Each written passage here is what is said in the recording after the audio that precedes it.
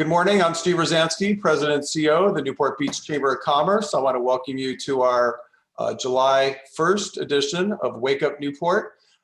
This is, thankfully, I think, for most people, going to be our last Zoom Wake Up Newport. We are headed back to the Newport Beach Public Library Friends Room starting in August. We're looking forward to seeing you all in person. I find that it's just a great way for people to connect, meet our speaker and right up close, and if anything else, you get a good free breakfast out of it, right, Alberto? Absolutely. Absolutely. That great coffee you make. Coffee. I was just telling Alberto that I get up at 4:30 in the morning to make the fruit tray fresh, so that everybody has a good healthy start to their day. Before we get going here, I'm going to introduce our series sponsor, First Republic Bank, and their representative, Tyler Parker. And Tyler, I think has some stuff to share. So maybe, Linda, if I could get you to stop sharing. Oh, sure. It's a great slide, but I think Tyler had something he wanted to share as well. So Tyler, tell us what's going on at First Republic Bank. Perfect, Steve. Thank you so much, and good morning, Newport Beach. And in my usual fashion, I'm going to keep it kind of simple and a little straightforward here with a little bit more information about First Republic Bank and kind of how we operate with our clients, with a focus today on our Net Promoter Score. If this isn't something you've heard about, it really is. It's a measurable statistic that we can use to identify our clients that would recommend us to other people, for banking services. Here on the slide, you can kind of see some comparables. We know Ritz-Carlton is one of the absolute top service providers in the nation. It's a wonderful organization. At the bottom there, you can see the U.S. banking industry average. What that number really means is the percentage of people that would either rate us a 9 or a 10 and give us a high recommendation towards other banking services. Service is really at the cornerstone of everything that we do for our clients. It's how we earn most of our clients, through providing good service and really excellent service to our existing clients, who then refer us additional clients that they think would be either a benefit to the bank, or that we could really help them and take good service, or if you're just a little hurt by things that are going on. At the top there, overall, 73 Net Promoter Score. That's 73% of our clients that would rate us either a 9 or a 10 and would recommend their friends and family, colleagues, and coworkers to potentially come and use our services. Now, out of those, 83% of our clients that consider us their lead bank, they have their bill pay, their mortgage with us. They've got a holistic relationship. They do their wealth management here. We're looking at just over 80% of those clients, 83 in particular, that would recommend us to their friends and family. So 2% of our checking attrition rate is significantly lower. We don't lose clients when they come into the bank. We only lose about 2% of those clients when they do. Service is a really big retainer for that. Same thing over, for 50% of our growth each year comes from our happy clients that are satisfied and would recommend us. Over 25% of our growth comes from satisfied clients' word of mouth referrals. So that's existing growth in existing relationships, and then referrals from those existing relationships of other potential clients. It really is the absolute focus that we have. And a little good example of that is when I'm working with my own private clients, they have my cell phone number. I am available, I'm responsive, and that's kind of the service model for the brand. We want to make sure that you have access and the resources, and if something does go poorly within your own financial life, do you have your bank behind you to make some of those changes? And do you feel like you could be supported by your banking organization? And that really is who First Republic is. And Steve, that's back to you. Okay, great. Yeah, I'm going to have to see if I can get the chamber in that survey, and if we can reach those stratospheric heights that First Republic has.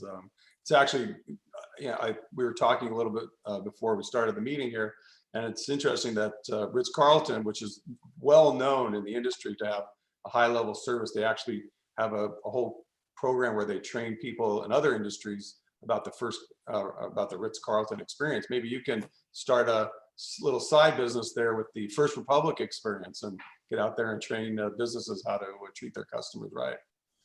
You know, it really comes down just from, hiring folks in the right culture that want to do the right things for our clients and, have that service mentality as a standpoint for how they do their day-to-day business. Excellent. It's about people. Thank you for the presentation today. So before I turn it over to Alberto to introduce our speaker today, I do want to just let you know, Linda will make her presentation. If you have any questions with regard to the material she's presenting, please put your questions in the Q&A box, not the chat box, but the Q&A box. And she's agreed to stick around after her presentation to answer as many of those questions as we can. So with that being said, I'm going to sign off here and turn it over to Alberto and tell us a little bit about Linda.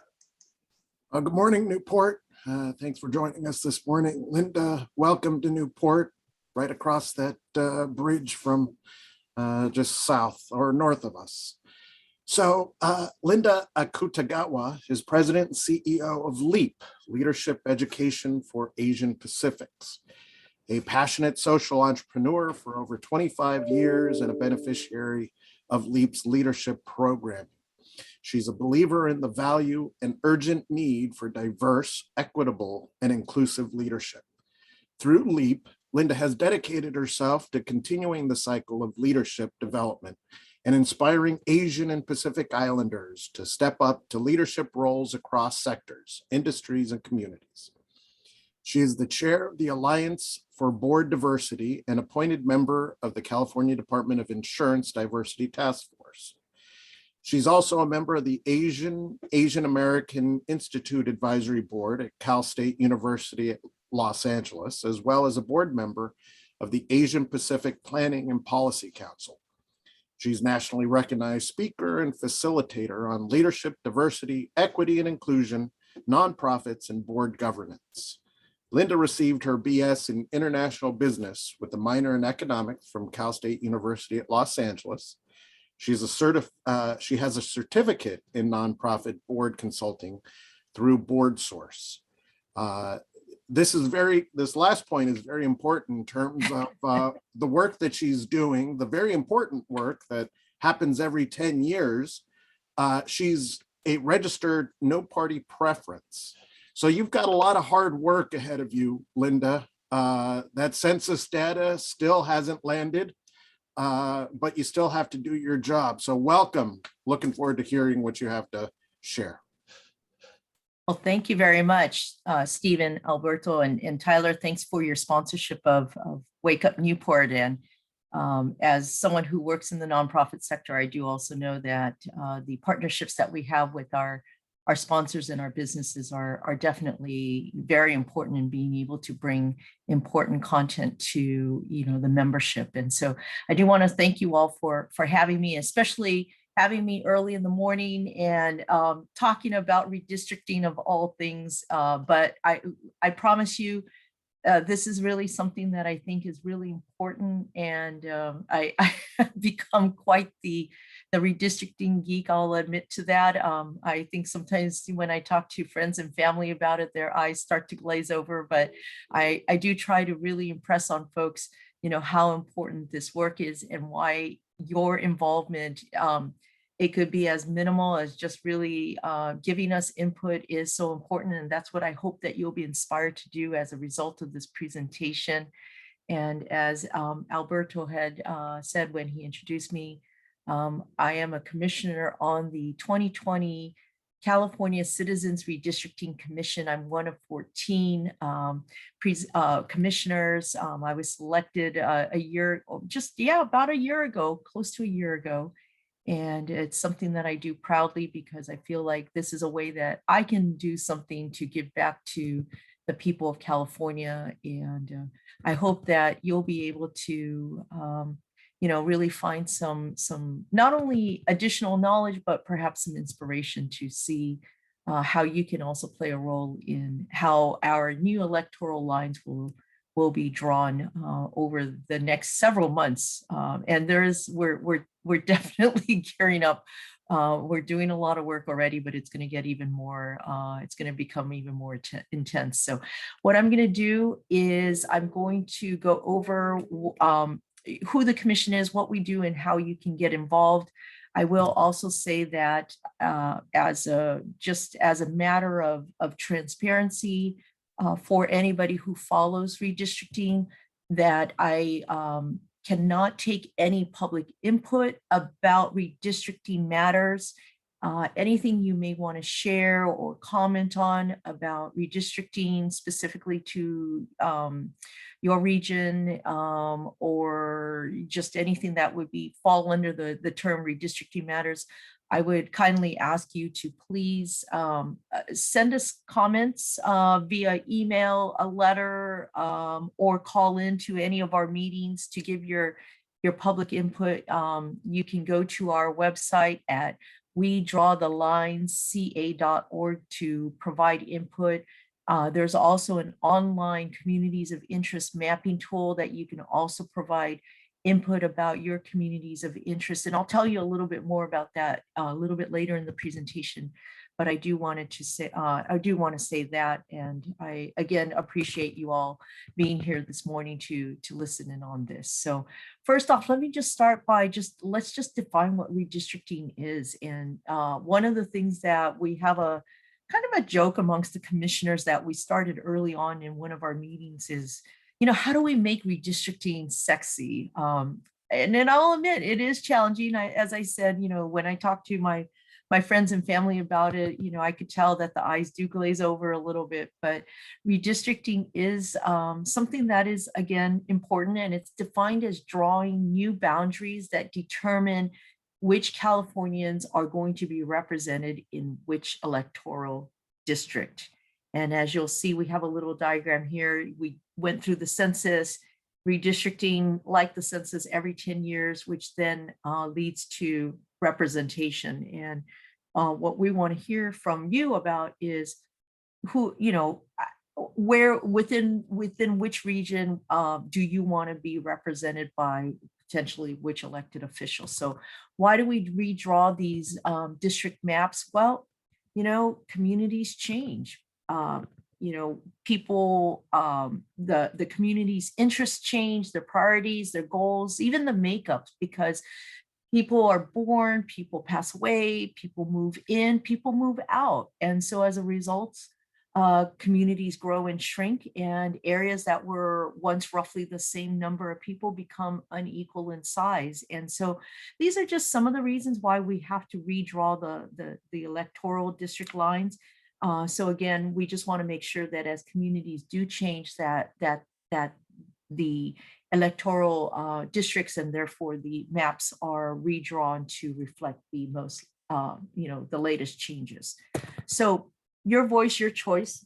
One of the greatest powers that the people of California have is to select and elect their own representatives to conduct the business of the government. So how district boundaries are configured can make the difference between empowering and maximizing voters' voices or minimizing and muting those voices. So in most other areas, politicians will redraw their lines, and they'll oftentimes draw safe districts for themselves so that they can remain in office.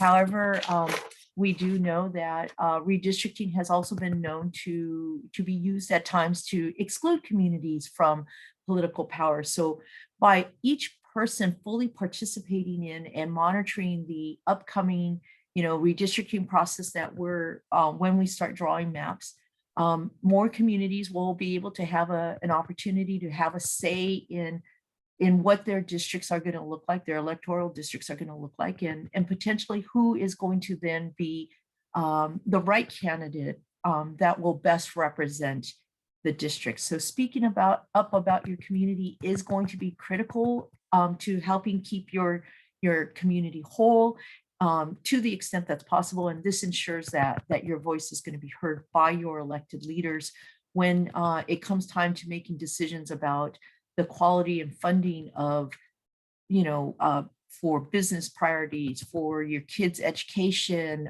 determining tax rates. And so that's why we keep saying we want to hear from the people of California. So what we did is we put together, there's always, as with anything, there's always this question of what's in it for me. And so what we did is we put together a slide that shows how does redistricting affect you?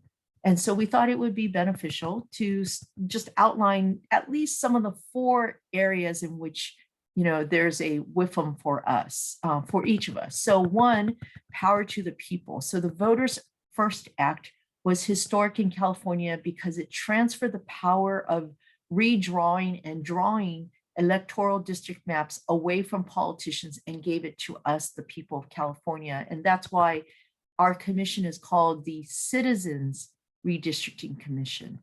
Number 2, it's about having a champion for your issues. So having the opportunity to elect representatives that champion your issues is important in a state like California, where the issues can vary drastically from one street, maybe even to the next, from one region to the next, to another region. So for example, in Northern California, we've been hearing, at least we had one of our first couple meetings in the Northern California areas, and we heard a lot about issues related to fire and housing and transportation.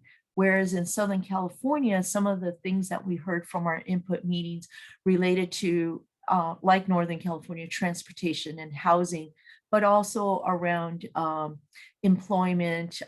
Certain areas of Southern California talked really a lot about fire. Others talked about some of the urban issues, waterway issues. So it's going to vary depending on what part of California one is in. The third kind of area in which redistricting can impact us is funding. And I just mentioned this too, tied to the issue of electing representatives that can champion your issue is we want representatives in each of our regions that have our financial interests at heart, and that understand our financial interests as well too. So when it comes time for whether it's the state assembly, the state senate, or Congress to build a budget, we want people who are going to be in those rooms that are going to be fighting for our interests. So it ensures that our communities get the financial resources that it deserves for the various services that we're going to, really be looking for, education, water, fire protection, employment. Last issue that we believe is something that I think is is a way that redistricting impacts us is redistricting is all about redrawing those district lines and determining which communities get grouped with which districts. So your input in this process is essential to helping us understand where a community starts and where it ends. And what does that mean? What I'm finding is from the calls that we're getting, different people have different definitions of what a community can mean. People may speak differently about, the kind of the coastal areas of Orange County. And when you think about redrawing a district line, if you haven't looked at it lately, take a look at, where does your district sit? Whether it's in the Congress, Newport Beach and Huntington Beach, for example, share or are in the same congressional district. But when it comes to state assembly and state senate, we're in different districts. And so depending on where your office is, where you live, you may have different representatives, and you may take a look at it and you may think, well, I don't think that makes sense. And so this is why it's important for us to hear from you, to hear the nuances, because you may think one thing, but I can guarantee you, other people will have a different opinion.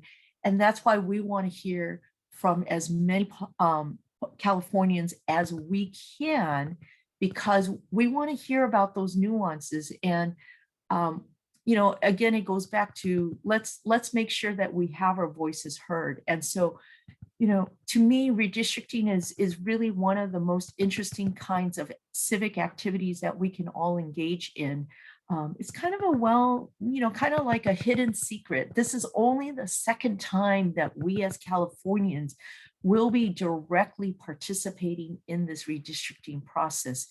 And it's one of the few civic activities that any Californian can participate in, including I've been saying, if you have kids that are, let's say, in high school, I'm encouraging, folks to tell their high school kids to also get engaged, because this is a great way for, especially if you have high school seniors, for them to dip their toes into what does it mean to be engaged in civic activities. And because it lasts for 10 years, redistricting is going to impact your high school kids as well too. So, this is one of those things that will have a say regarding, again, input that ultimately will impact the redrawing of districts, which then impacts the laws, the regulations, the tax structures, and how funding is distributed and which services are provided to each of us. So the road to fair representation, the US Constitution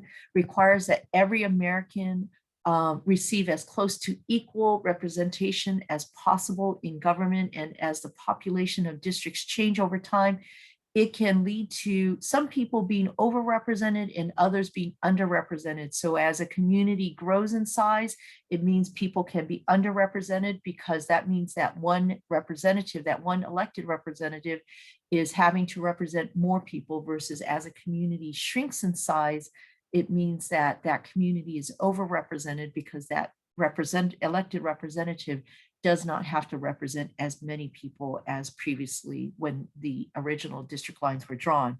And so what redistricting does is that it evens out the population between the districts. And so as we've gone through the census process, and as we're very anxiously waiting for the census numbers, we will have to redraw the lines of Congress, state Senate, state Assembly, and the Board of Equalization, so that each of these districts do reflect as best as possible the latest count of the state's population. And so redistricting is based on the idea that each of our voices should be represented fairly by creating districts, again, that have this equal numbers of people. And at the federal level, as I'm sure you're well aware, reapportionment did take place in April, at the end of April. So we do know that we are now 52 House seats instead of the previous 53 House seats.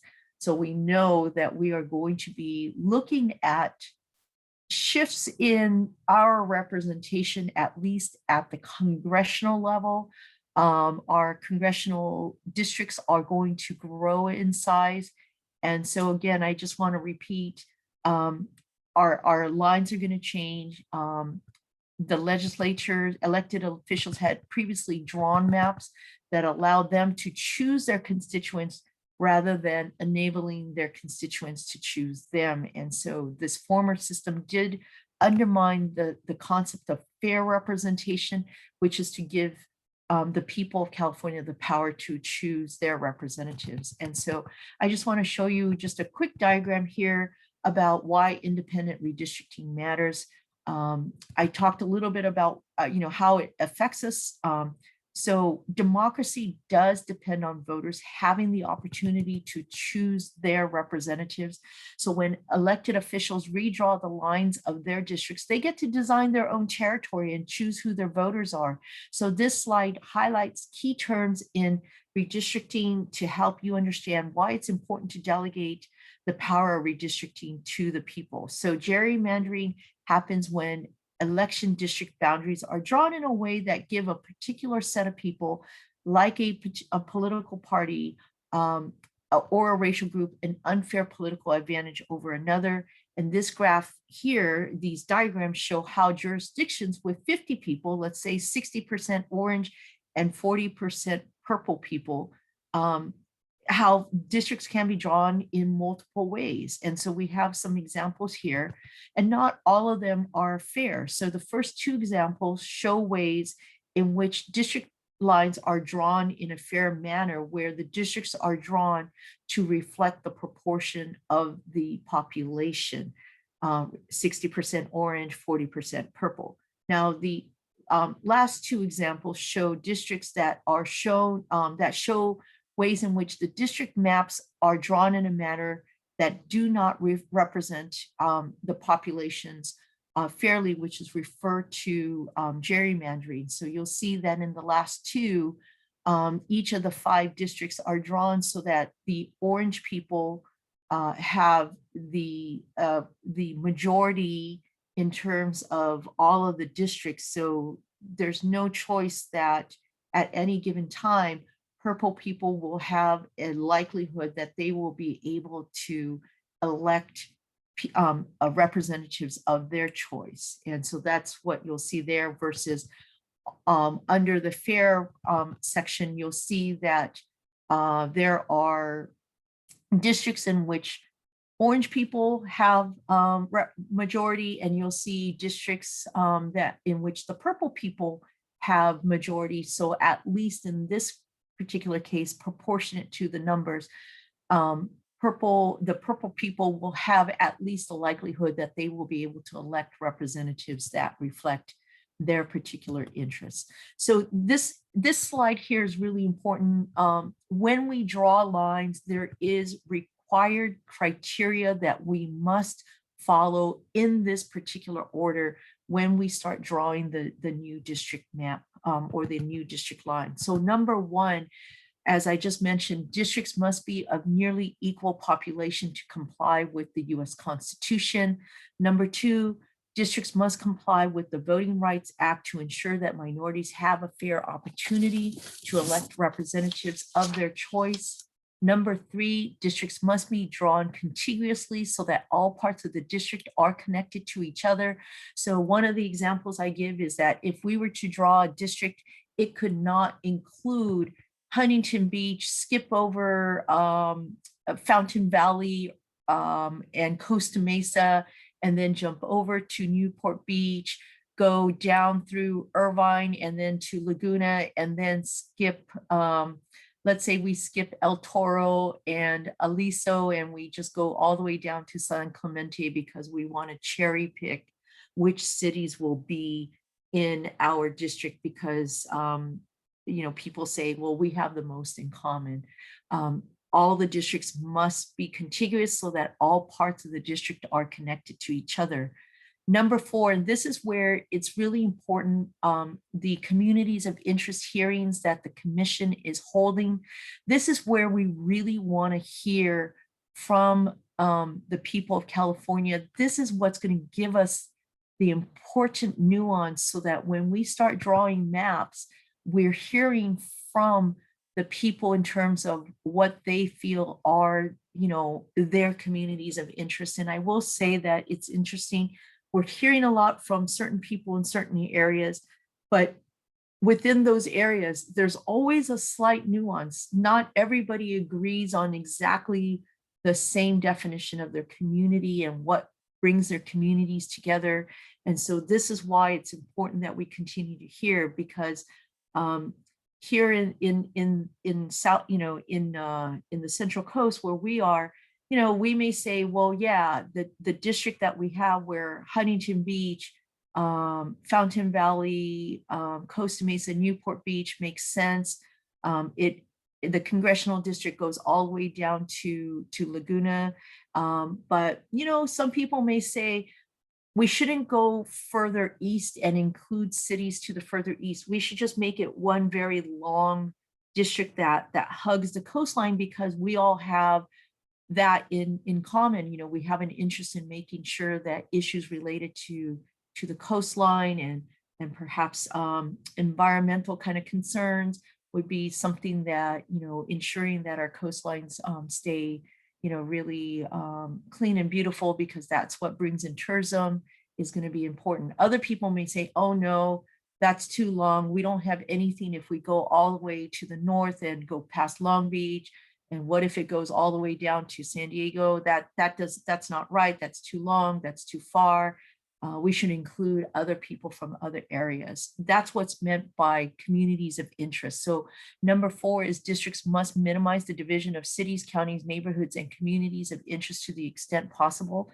But what is a community of interest we're finding is going to be very different. And that's why we want to hear from the people of California. Number five, districts should be geographically compact such that nearby areas of population are not bypassed for more distant populations. This refers to density, not necessarily the shape. And so what we do need to do is to try to keep it as compact as possible. and to be able to get the equal population numbers. Let's not go too far away. We want to keep it as compact as possible. Number 6, where practicable, each Senate district should be comprised of 2 complete and adjacent assembly districts. Board of Equalization districts should be comprised of 10 complete and adjacent state Senate districts. Lastly, and this is important, in California, the place of residence of any incumbent or political candidate may not be considered in the creation of a map. Districts may not be drawn for the purposes of favoring or discriminating against an incumbent, political candidate, or political party. Now, there are lots of different redistricting efforts happening right now, and I just wanted to show you this quick chart here that will show that not only is it happening at the state level, but the different counties are happening. I know that the OC Board of Supervisors are undergoing the redistricting process.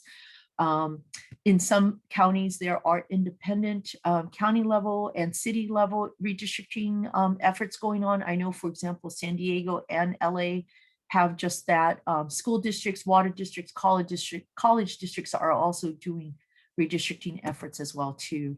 Now, I want to talk a little bit about the history of independent redistricting in California. Prior to 2010, the legislature in California drew the lines. And if they failed to properly draw the lines, then the court stepped in and drew the lines. However, in 2008, California voters passed Proposition 11, called the Voters First Act. It authorized the creation of an independent commission to draw new district lines for state Senate, state Assembly, and the Board of Equalization. And in 2010, Proposition 20, the Voters First Act for Congress, added the responsibility of drawing congressional districts to the commission. And so our goal as a commission is to spread the word that the people's roles did not end with being counted in the census.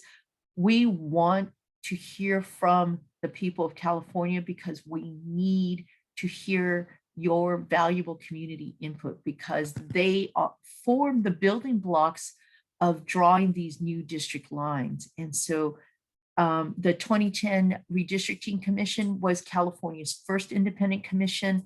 The 2020 Redistricting Commission, we're building upon the first commission's work, and what we're doing is we're also collecting lessons learned so that we could pass it on to the 2030 commission when they start to perform their duties. Now, there are other states that have independent commissions, and as you'll see here on the chart, some of the other states that do also have it as well too. So just want to briefly tell you that as a commission, each of us went through a rigorous application process.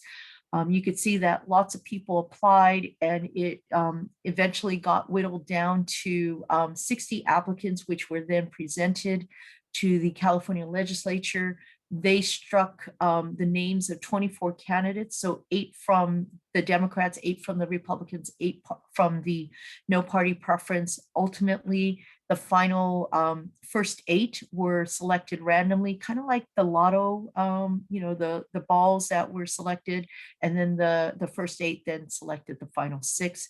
We are a commission that is, to me, I think we're very diverse. We're a commission of 5 Republicans, 5 Democrats, and 4 no party preference.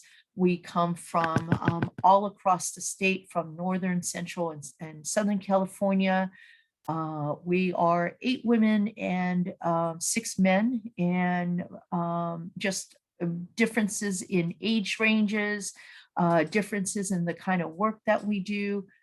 So we're really quite proud, and I have to say I really enjoy working with my fellow commissioners. I think, we all bring different kind of perspectives, and I think we look for ways in which we can all be focused on a common goal, which is to draw the best possible maps for the people of California so that we all have fair representation. I want to just also encourage and invite you to, join us in any of our meetings. We just had a commission business meeting last night.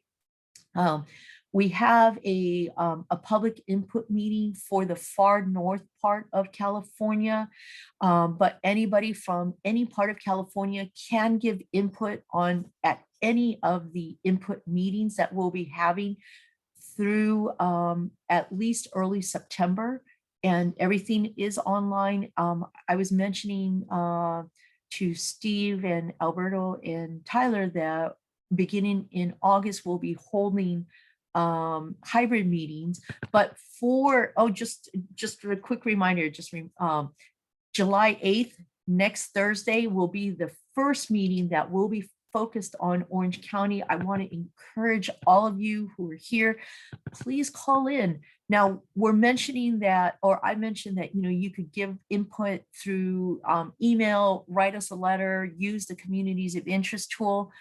You could also call in. All of the input is equal. There's no one better way, but I do want to mention that you can do what you feel most comfortable doing. I do want to mention that as I've talked about the meetings and what we're doing, we have two basic responsibilities as commissioners.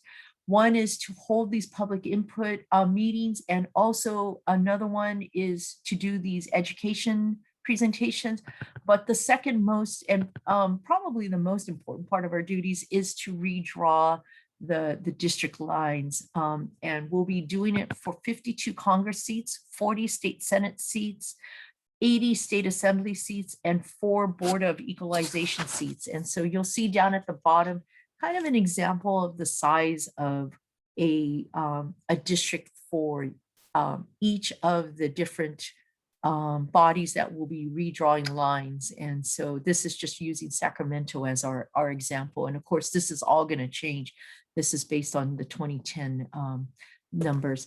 I also want to mention that we have outreach zones, and really it was for the purposes of making sure that we did not forget or inadvertently overlook a region of California, and we have outreach liaisons. And so being from Orange County, I'm one of the 2 outreach liaisons for Orange County.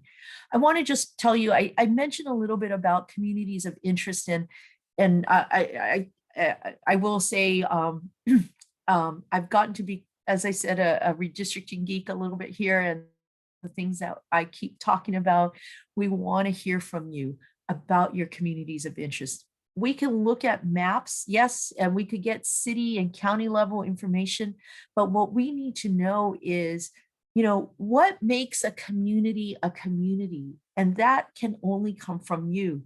Tell us why Newport Beach should be, with the other cities that you believe it should be within a district. Why should it be with Huntington Beach? Why should it be with Irvine? Why should it be with, Laguna Beach? Communities of interest are defined as a concentrated population which shares common social and economic interests that should be included within a single district for the purposes of effective and fair representation. And so examples of these areas is, people who share similar living standards, have similar cultures, use the same transportation infrastructure, have similar work opportunities, or have access to the same media kind of systems. People can belong to multiple communities of interest. And so just keep in mind that a community interest is not the same as an electoral district, but again, it is the building blocks that we'll be using to redraw the district lines. And so how can you define your community of interest? You could, you could tell us by describing, draw it on a map, and then send your testimony to the commission. You could do that either by using the communities of interest mapping tool through drawmycacommunity.org. Trust me, it's super easy, because even for me, I can do it. And, you can also do so by sending us an email, making a phone call, sending us a letter. We also have the communities of interest mapping tool available in multiple languages, as well as we have other redistricting information in multiple languages as well too. Now, one of the things that I also want to mention to you, and I apologize, I skipped this part, you could give it through oral testimony by calling into our public input meetings.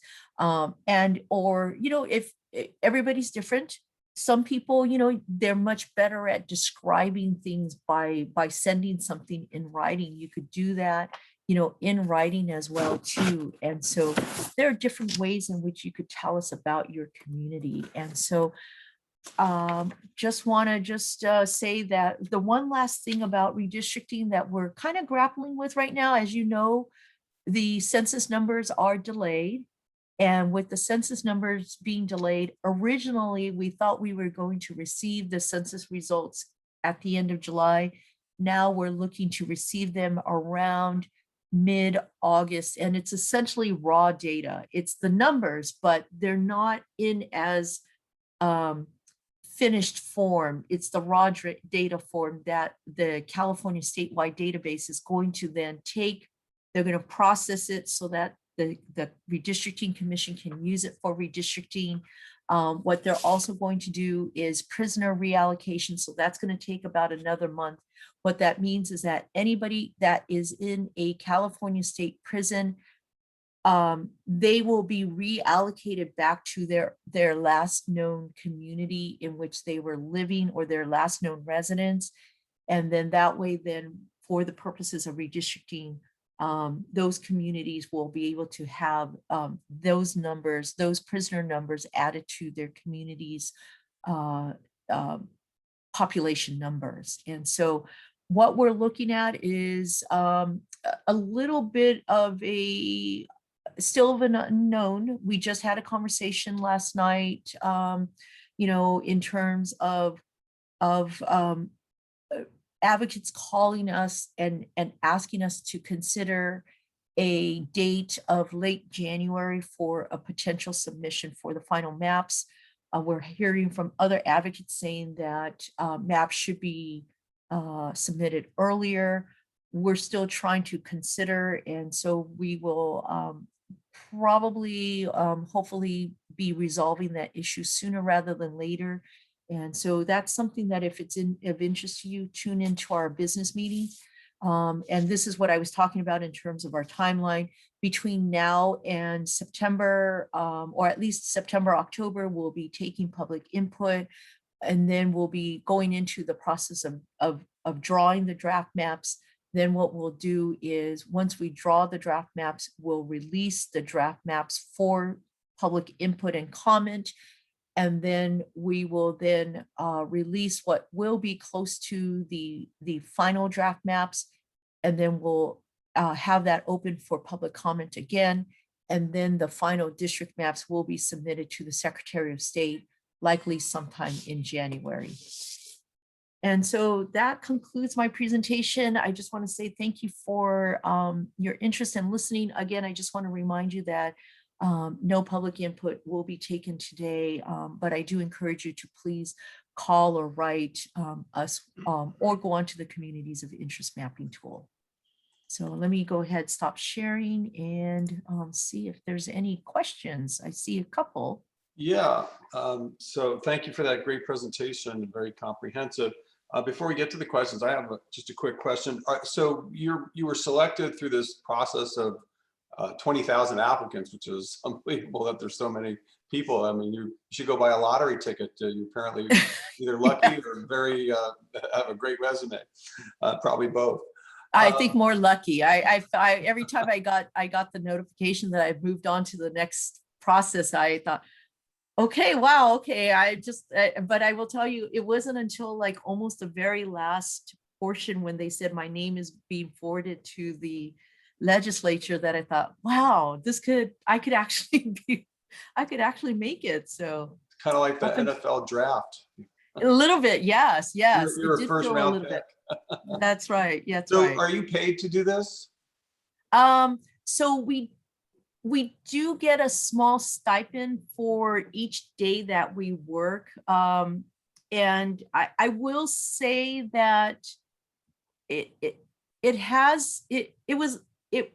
I will say, I think, and this is what I mean by this isn't a citizens commission. So I'm not a professional political person or a redistricting person. I mean, to be honest, I'm probably like most people in the state of California. I mean, it honestly, until I really started doing this work, I didn't really understand redistricting. And so I've gotten to really know it. And so one of the things where I'm going with this is I didn't really have a full understanding of how much work we do, and it's become almost a second job. Government tends to be that way. You get stuck. Yeah, it does, and I'm happy to do it. But we do get a small stipend for each day that we work, particularly on the days that we have our meetings, and usually last anywhere from it's been a little bit better. We have our early meetings were lasting anywhere from about 8 to 10 hours, and we've gotten a little bit more efficient. And so now we're down to some meetings still being about 8 hours. Some we're trying to stay within about a 4 to 5 hour time frame. And then we have the public input meetings, and we've been holding them for about 8 hours. But what we're doing is because there's multiple input times and opportunities, we're finding that we don't need to meet for 8 hours. So we're going to starting, I think, mid-July, we're going to start holding 4 to 6 hour meetings. So I imagine you're going to have to start doing some traveling to these meetings as these in August. Yeah. So part of this, the intent of some of the scheduling in the later meetings was in anticipation that we might be able to start holding in-person meetings. So some of the meetings were the locations were grouped in ways in which we can easily travel from one location to the other. So if we were to have a meeting in Orange County and then the next day say we're going to have a meeting in Humboldt or something like that, it's not going to be an easy transition. So for example, we may have like a meeting in Orange County and a meeting in LA the next day, so that we could easily drive from one region to the other. So we try to kind of think about it that way. So if I could ask one more question, I see Alberto's ready to jump in. So you said you're obviously not involved in politics, you're no preference, and you haven't been involved with redistricting before. What you even apply to do this kind of work? Got you going. Yeah. I think I mean, to be honest, I mean, I guess for me, I guess I was at a point in my life where I wanted to do something that was a little bit bigger and broader than what I've been doing before, and doing something that I could have a little bit more impact in helping, the people of California. I've been considering, trying to see if there's a commission opportunity that I might consider, but to be honest, this is what I mean by I'm not political. I mean, and there's likely a lot of people like me, it felt a little intimidating, but I thought when I saw a call out for applicants for the commission, I thought, well, okay, this one I'll apply. Let's see, what happens. And I'll be honest, I don't know if I fully appreciated the kind of the scope of everything that we were doing. I just thought, redistricting, this sounds like, I know that this is important. I know that this has, big implications. And I thought, I mean, honestly, like I said, I did not expect to even make it this far. I thought, let me just throw my hat in the ring. I put in the application. I will say that I was pleased but surprised that out of the 20,000, I was asked to submit the supplemental application, which was then 2,000 people, and then kept moving forward. But yeah, I just thought, I thought this is a way to make an impact. It's just something, that I wanted to do, but I'll be honest, and like I said, I don't think I fully went in appreciating everything that it was going to need to be done. So Sometimes you wind up doing things that you just never. I mean, I know I've wound up in a lot of places that I never expected to be, but it's yeah. always seemed to work out. It's always seemed to be gratifying. So Alberto, any questions here that we? Yeah, we've got several. Let me start off with a few of the easy ones, get those out of the way. Someone's asking for your contact information, if you could share that. And then someone else is looking for the slide deck, if they can get a copy of that. If you could put that information in the chat box, or if there's a link for that, that would be great. But let me start off with Pierre Swan's question. And there's some issues here in Irvine, believe it or not, surrounding what he's asking about. So there's an attorney from Santa Barbara who's suing a large number of districts, mostly local cities, schools, and special districts. What is going on here? Are at-large elections a thing of the past? Wow. Okay. I will say this. Unfortunately, I am not aware of this. I can ask about it.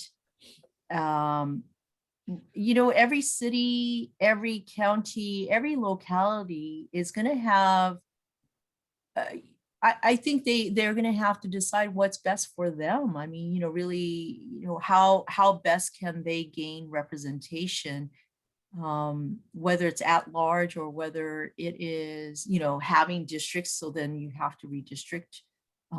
I would just say, that's really a choice that the people who live in that locality is going to have to do. But the part about the Santa Barbara lawyer, I was not aware of it, but now that I know, I will look into it. And Yeah, if I could jump in here, because I actually do know a little bit about this. I was a city councilman here in Newport Beach myself.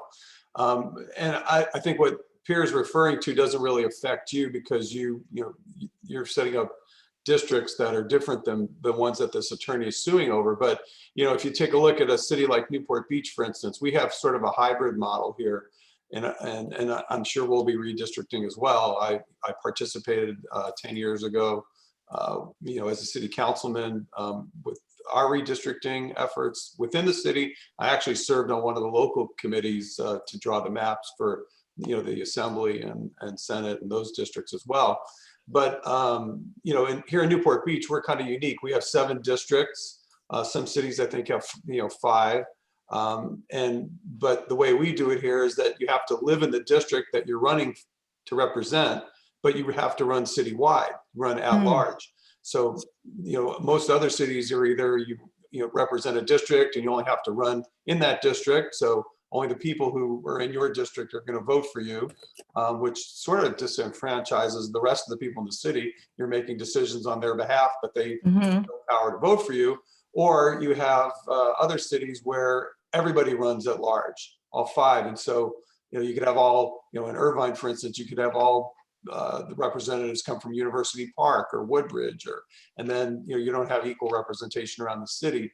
I think what this attorney is doing is he's suing those cities where it's at large because of something that you talked about, the communities of interest, or a lack of an ability for certain groups, to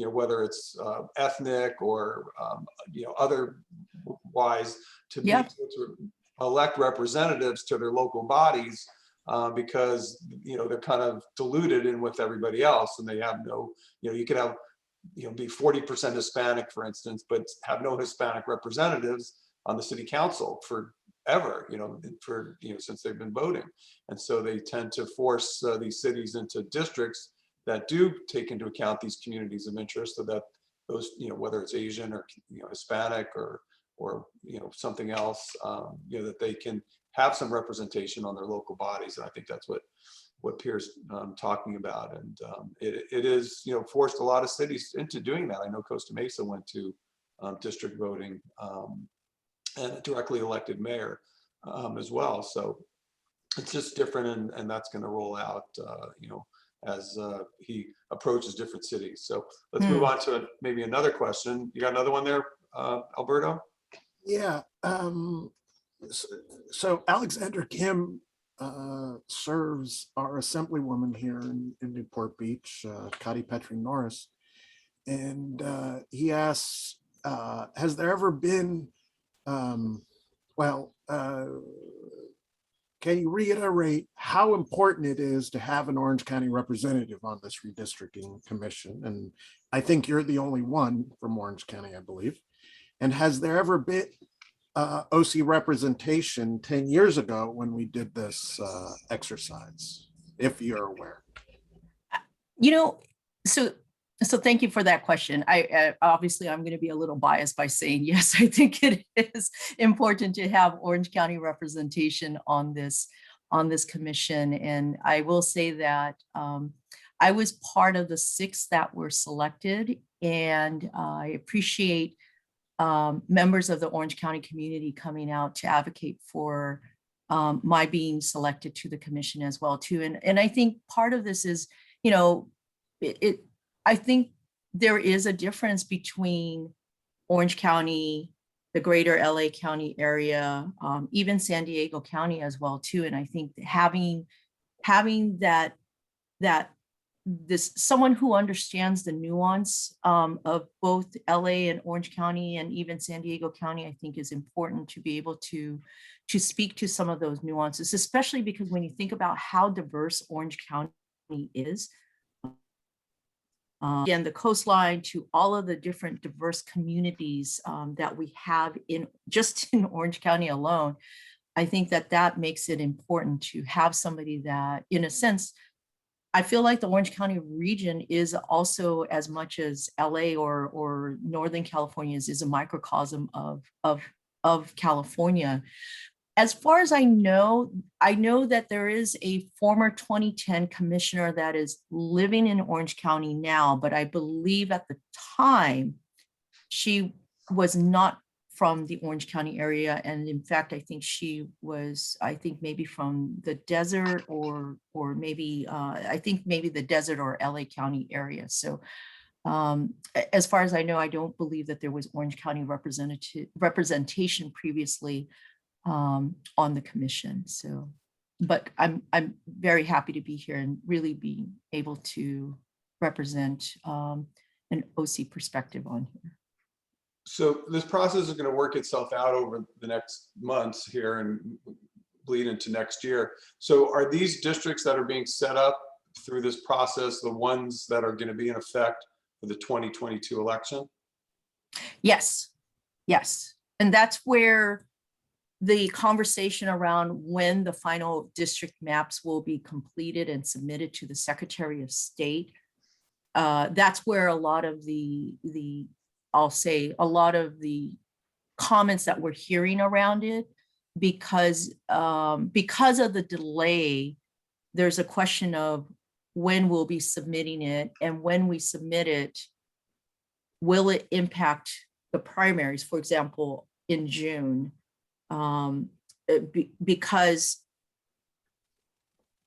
originally the census was saying that they were going to get or release the census data September 30th. And this is the, finished, prepared, any state can use it for redistricting purposes. There was a lawsuit brought about by Ohio that said that is too late. We need numbers earlier. So the census said, well, okay, we can, what we can do is we can release what's called legacy census data, which is basically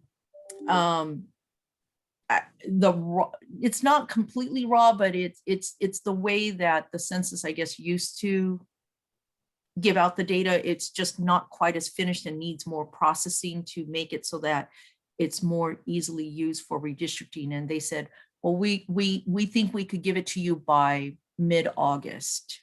And so luckily for us, the state of California has the statewide database. They said, yes, we could take that legacy data, we could process it, and we'll have it to you so that the Redistricting Commission can utilize it. And so the expectation right now is that the census is going to release the legacy data August 16th. statewide database has said to us, originally they said it would take 2 weeks. They've now said it'll take them only 1 week. They'll have the finished data to us August 23rd. Then they're going to do the prisoner reallocation. And so we expect to have the data by around September 23rd to then start using that for redistricting. Very good. We're running a little bit short on time, but maybe we can get to one of these Paul Mathias questions. So he says much of the effort is on some level focused on numbers of people. However, the commission has chosen to overrepresent Northern California in the representation of this commission. How do you see this as an equitable approach to the effort? So is there more representatives from the northern part of the state in your commission than the southern? Is that affecting? I guess if you count Central California, then yes, it'll seem like it's a little bit over-representative. But Northern California, my understanding when I last remember looking at it is that we're both Northern and Southern California are equally represented, and then we have the Central Cal folks. One of the things that I appreciate about working with the individuals on this commission is that we all listen to each other. We certainly do have our differences of opinion. We will debate each other, but we will all listen to each other and we'll respect each other when we have our kind of different perspectives. And so I think on that, I don't feel like, or at least right now, I haven't seen anything where, having perhaps one region has had more sway over the other. I don't think we're perhaps not quite there yet. It'll be interesting, but I feel like up until now, we've all been pretty open and really trying to listen carefully and being open to hearing what other perspectives are. Well, that's great. You're fortunate. You have a collegial environment. Hopefully it lasts. It's certainly not representative where politics are today in our state and our country. So hopefully that hopefully that bleeds over to other areas and we can get back to a more, collegial environment. Yeah. Remarks there, Alberto? Yeah, just for those of us in the political world, thank you for what you're doing. We will keep monitoring things, looking forward to your meetings up and down the state and listening and reviewing the input that the community has to offer. So thank you for your service. Yes.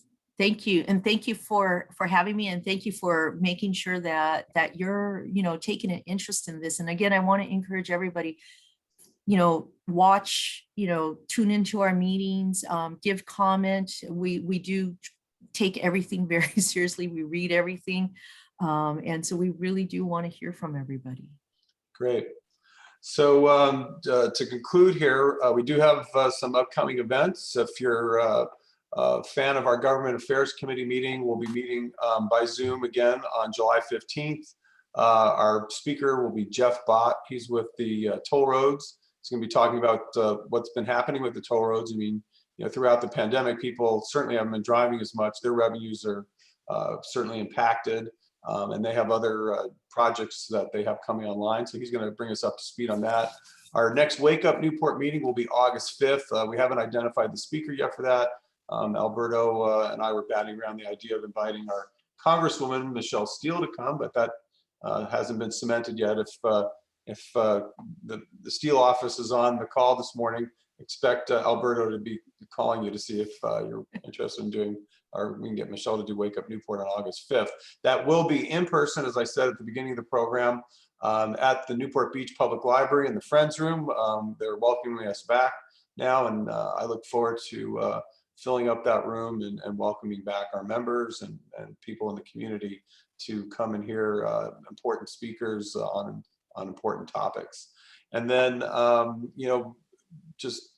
in conclusion, we have a job fair today going on at Newport Beach City Hall from 12 to 4. So if you're looking for employment or changing your employment, we've got over 30 employers in all different types of industries that'll be represented there, and you can come down and meet with them, fill out an application, or hand them your resume. We're back to almost virtually all in-person meetings here now at the chamber. So look for our networking luncheons, our mixers, and other in-person events that we'll be having going forward. And you can access all of that at our website at www.newportbeach.com. So that's all I have for today, Alberto. Hey, thanks for joining us this morning. Yeah, it was a good program, good information. We'll see you next time.